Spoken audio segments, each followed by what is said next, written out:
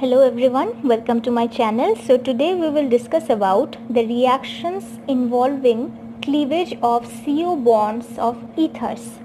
Okay, so general reaction of this process I have already written over here. So you can see this is ether, and this upon reaction with HX, that means one halogen acid in which X is Br or I, that means we are using hydroiodic acid or hydrobromic acid because they are very suitable reagent for ethereal cleavage, and because they are relatively stronger acids, and the respective anions, that means bromide or iodide, are also stronger nucleophiles. So after the reaction, upon heating condition, we get alcohol and alkyl halide as our product. But if excess halogen acid we use, then this produced alcohol will again react with this halogen acid and it will form alkyl halide again with the production of water. Okay, so let's talk about its mechanism.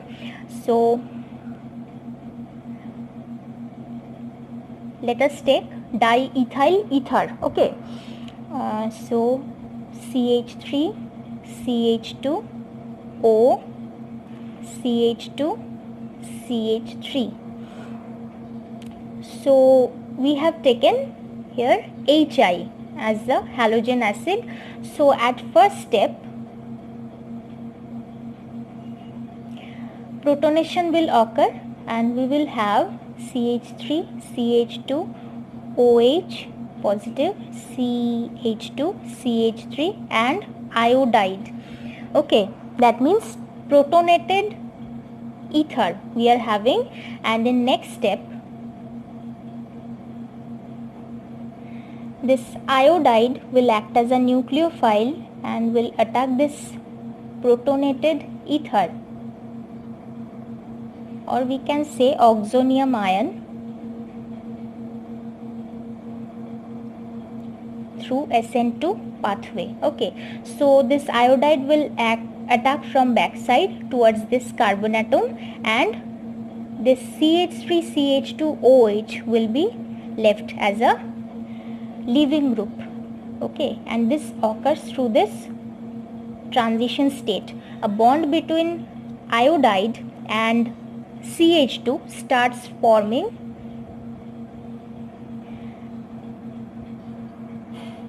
and the bond between the CH2 and O starts breaking.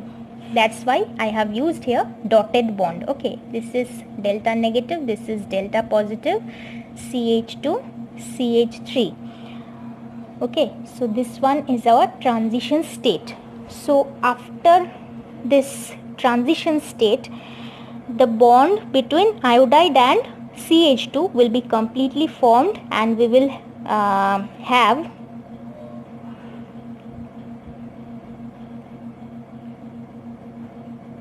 ethyl iodide, okay, along with this, and this bond will be completely broken, and CH3 CH2 OH will be left. That means this is our alkyl halide or ethyl iodide, and this is our ethanol or alcohol. So if HI is used in excess, that excess HI will react with this ethanol again, and we will have subsequent reaction steps. So CH3CH2OH will be again protonated with HI. Okay, so we will have protonated alcohol again and iodide, and then this iodide will again act as a nucleophile, and this is our substrate. So iodide will attack from backside to this carbon atom, and this will be our leaving group. That means it also follows SN2 reaction pathway. So we are having CH3 CH2 I plus H2O, right? So we are having ethyl iodide as the only one product if excess HI is used in this reaction. Okay, so as it follows SN2 reaction mechanism, so the nucleophilicity of the attacking reagent is most important. So the nucleophilicity of the halide ion follows iodide greater than bromide greater than chloride. So the halogen acids also follows the same sequence. The reactivity of them follows the same sequence. That means HI will be most effective, then HBr followed by HCl. Okay, so this is all about the ethereal cleavage of symmetrical ether molecules. But if you take the unsymmetrical ether molecules, then what will happen? We will discuss about that one. So first case, let us take an ether in which there is a 1 degree all primary alkyl group. Okay, so we are taking CH3O CH3 whole twice. This is isopropyl methyl ether, right? So we are using HI. So what will happen here? The reaction follows SN2 reaction pathway. Okay, here iodide is the nucleophile and that will react from back sides to this carbon atom because it doesn't contain any bulky group. So there is no steric hindrance, so it can attack from back side, and we will have methyl iodide, and along with this one we will have isopropyl alcohol. So the product will be methyl iodide plus isopropyl alcohol. Okay, so our second case is, so here when ether contains a 3 degree alkyl group, then what will happen? Suppose we have an ether like this one, CH3 whole thrice C OCH3, and we are using HI for cleavage. Okay, so in first case I have told you that if there is any methyl group or 1 degree alkyl group, the cleavage occurs by SN2 mechanism. But here you can see here is a 2 degree alkyl group. Okay, and here the difference is that here we have one 3 degree alkyl group. So what will happen? At first protonation will occur to this oxygen atom. Okay, OH positive CH3. So after that one, you can easily say that from this part we can have a very stable carbocation, that is 3 degree carbocation or tertiary carbocation we can have, but from this one we cannot have that one, and that's why the cleavage will occur from this side. So we will have CH3 whole thrice C positive. Okay, along with this CH3OH we are having. Okay, and iodide is of course here and here also. So what is the difference between them two? Because it occurs through SN2 mechanism, why SN2 mechanism is not happening over here? That is your question should be. Okay, so here if this one will be protonated and after that cleavage will occur, then what will happen? You will have 2 degree carbocation which is not that stable as that of a 3 degree carbocation, so it follows a SN2 mechanism. But in this case there is a possibility of formation of a very stable carbocation, that's why it follows protonation and after that cleavage of bond between C and O. After that we are having a tertiary carbocation. So here we have a tertiary carbocation, along with this we have a nucleophile. Okay, so the nucleophile will attack this intermediate carbocation and we will have CH3 whole thrice Ci. That means tertiary butyl iodide and methanol is our product.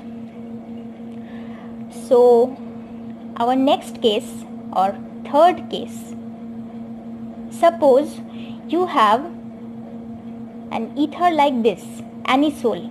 Okay, that means aryl alkyl ether you have, so Hi. Okay, so in this case the cleavage of alkyl aryl ethers or phenolic ethers always leads to the formation of phenols and alkyl halides. The nucleophilic attack or SN2 attack by the halide ion on the benzene ring is not possible due to the presence of pi electron cloud or the repulsive interaction by the pi electrons present in the ring. Again, SN1 reaction also cannot take place because phenyl carbocation is very unstable. Therefore, cleavage of AR-O bond is not possible, and so always we get phenol as our product. So at first this iodide will attack from backside to this carbon atom, and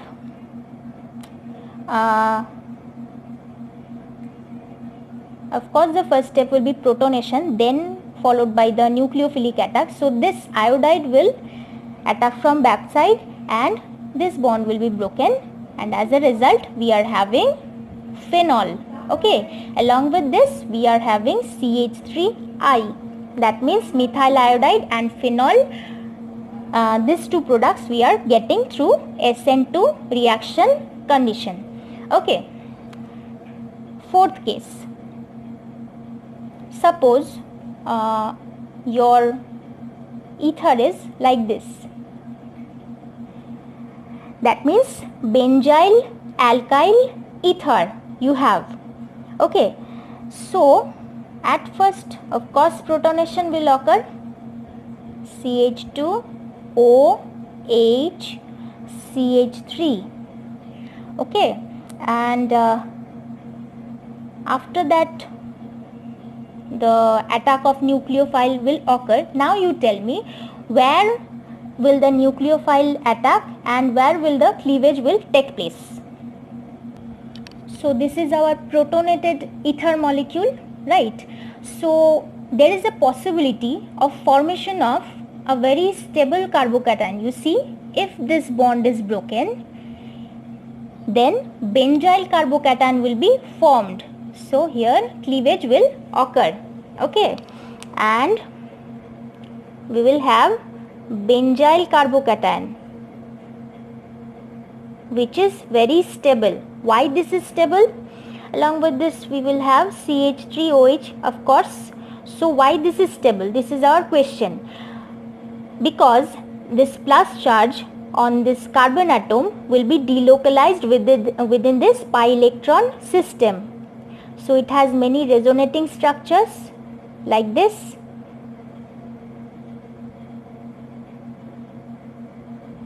Okay, again delocalization is possible. CH2, then this one,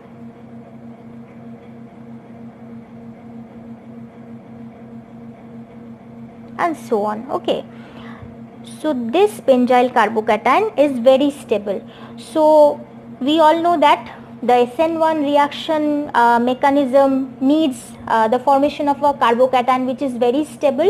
So SN1 reaction can occur in this type of substrates. So this benzyl carbocation which is formed in the reaction medium reacts with the nucleophile, that means iodide, and we will have our product CH2I. Okay, so this is what? This is benzyl iodide.